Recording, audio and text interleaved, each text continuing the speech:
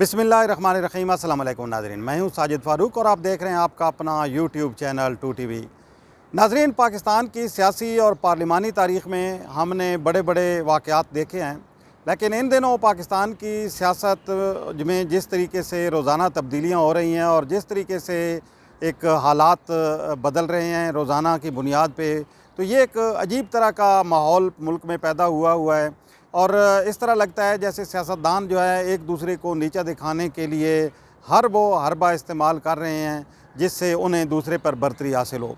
इस सिलसिले में आज और कल का अगर हम देखें तो दो जो बड़े डेवलपमेंट्स जो होने जा रही हैं, ख़ास तौर पर आज की हम बात करते हैं। आज़ाद कश्मीर जो कानून साज असम्बली है, वहाँ पे हमने देखा कि स्पीकर ने इजलास बुलाया नए वज़ीर-ए-आज़म के इंतख़ाब के लिए। जिस तरीके से साबिक़ वज़ीर-ए-आज़म अब्दुल क़य्यूम नियाज़ी जो उन्होंने इस्तीफ़ा दिया, फिर उसके बाद फिर कोर्ट के में ये मामला गया और कोर्ट ने इसको जो है स्पीकर जो इजलास चेयर कर रहे थे और नए कायदे-ए-ईमान का इंतख़ाब रुकवाया। इससे पहले हमने देखा कौमी असम्बली में भी इसी तरह की सूरत हाल हुई। यहाँ पे भी सुप्रीम कोर्ट में जब मामला गया तब जाके जो है वो कोई सेटलमेंट जो है हुई है।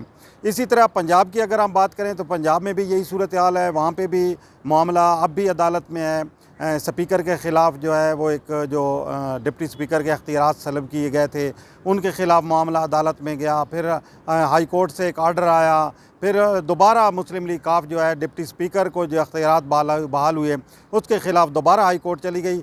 तो ये अभी जो है इस तरह लगता है जैसे सियासतदान ख़ुद अपना फ़ैसला करने की बजाय मामलात अदालतों में ले जाके हल करवाने की कोशिश कर रहे हैं।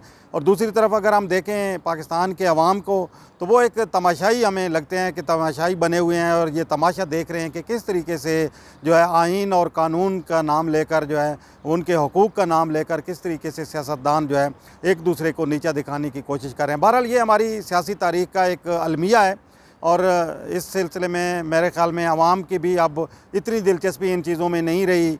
यही वजह है कि वो अब लाताल्लुक़ से होके गए हैं, क्योंकि आवाम के जो बुनियादी मसाइल हैं उनके हल की तरफ अगर सियासतदान तवज्जो नहीं देंगे तो आवाम की तरफ से भी उन्हें पजीराई जो है उस तरह की नहीं मिलेगी। बहरहाल आज का जो एक बड़ी ख़बर अभी हम आपको देते हैं कि कौमी असम्बली का इजलास कल तलब कर लिया गया है। इससे पहले डिप्टी स्पीकर ने इजलास जो है वो 16 अप्रैल तक जो है वो तलब किया था। 16 अप्रैल के इजलास से पहले ही फिर एक और आर्डर डिप्टी स्पीकर की तरफ से आ गया 22 अप्रैल तक के लिए। फिर ये मामला इस्लामाबाद हाई कोर्ट में भी गया और हाई कोर्ट से फिर ये बात जो है वो हाई कोर्ट ने तय की कि 22 अप्रैल को अब लाजमी जो है इजलास जो है वो मुनक़िद होना चाहिए। लेकिन आज एक नई डेवलपमेंट अभी थोड़ी देर पहले हुई है। कौमी असम्बली का इजलास कल सुबह दोपहर 12 बजे तलब कर लिया गया है और इस इजलास में डिप्टी स्पीकर के ख़िलाफ़ बताया जा रहा है कि जो तहरीक अदम एतमाद जमा कराई गई है कासिम खान सूरी के ख़िलाफ़, उस पर रायशुमारी कराई जाएगी। और दूसरी तरफ आज जो नए स्पीकर का इंतखाब होना है, चूँकि असद कैसर रिज़ाइन कर चुके हैं, नए स्पीकर के इंतखाब के लिए भी अब जो है वो कागज़ात नामज़दगी आज जमा हुए हैं और पाकिस्तान पीपल पार्टी के उम्मीदवार और साबिक़ वज़ीर-ए-आज़म राजा परवेज़ अशरफ जो है उनके मुकाबले में किसी ने कागज़ात नामज़दगी जमा नहीं कराए। तो ये अब वाज़ेह हो गया है कि राजा परवेज़ अशरफ जो है बिला मुकाबला कौमी असम्बली के स्पीकर जो हैं वो होंगे।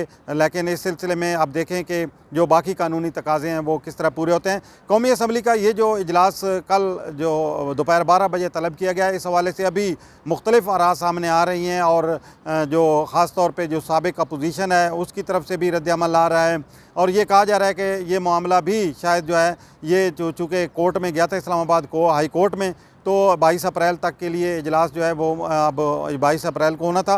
तो हो सकता है कि दोबारा जो है ये मामला कहीं हाई कोर्ट में जो है ना उठाया जाए। बहरहाल देखिए इस पे क्या फ़ैसला होता है। लेकिन ये जो पाकिस्तान की सियासी तारीख़ में डेवलपमेंट्स हो रही हैं, पाकिस्तान के अवाम इनको बग़ौर देख रहे हैं और दूसरी तरफ जो है वो अब जो नए इंतख़ाबात हैं उनके हवाले से काबीना की जो तश्कील है उस हवाले से भी बातें हो रही हैं और काबीना के हवाले से मुशावरत जो है इत्तेहादियों के दरमियान वो हो रही है। और आज कहा जा रहा है कि वज़ीर-ए-आज़म हाउस में इत्तेहादी जमातों के जो कायदीन हैं उनके एज़ाज़ में जो है वो आज वज़ीर-ए-आज़म मियाँ शहबाज शरीफ जो है वो अफ्तार डिनर भी दे रहे हैं, उसमें जो है वो तमाम मामलात जो है आपस में तय किए जाएंगे। तो वफाकी काबीना के बारे में ये उम्मीद की जा रही है कि कल या परसों जो है वफाकी काबीना के अरकान जो है वो हलफ उठा लेंगे। बहरहाल कौमी असम्बली का ये जो इजलास है कल जो दोपहर 12 बजे तलब किया गया, देखें इस पे अब जो है वो किस तरीके से जो है वो हुकूमत और जो डिप्टी स्पीकर हैं, क्योंकि बाकी जो PTI के अरकान हैं वो तो रिज़ाइन कर चुके हैं, अब यकीनी तौर पर ये मामला जो है हुकूमती बेंचेस और डिप्टी स्पीकर के दरमियान है। देखें कि डिप्टी स्पीकर इस पर क्या रद्दमल दिखाते हैं। बहरहाल ये जो कशमकश है और माज़ाराई है, सियासी माज़ाराई, ये ख़त्म होने में नहीं आ रही। मालूम ये किस समत में जो है वो अब जाएगी।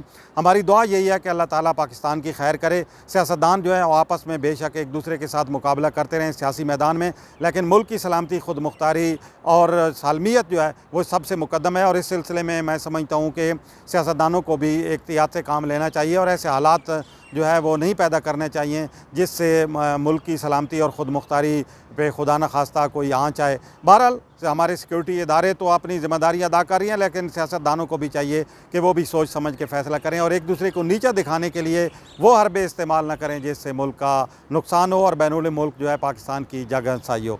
इसी के साथ अपने मेज़बान साजिद फ़ारूक को दीजिए इजाज़त।